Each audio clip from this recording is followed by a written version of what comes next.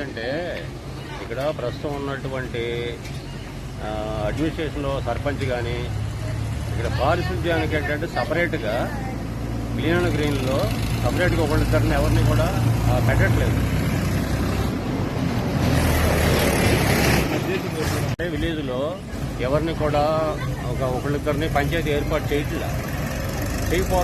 చేయకపోవడం వల్ల ఏమవుతుంది, చెత్త అదంతా కూడా డస్ట్ అంతా పేరుకుపోయి మనకేంటంటే క్రియేటెడ్ ఫ్రమ్ మామూలుగా మలేరియా,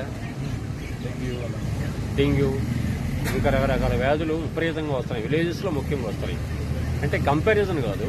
అదే సిటీలో అయితే ఏం చేస్తారు, మున్సిపాలిటీ వాళ్ళు ఉంటారు, శానిటరీ వస్తూ ఉంటాడు, పట్టించుకుంటారు వాళ్ళు.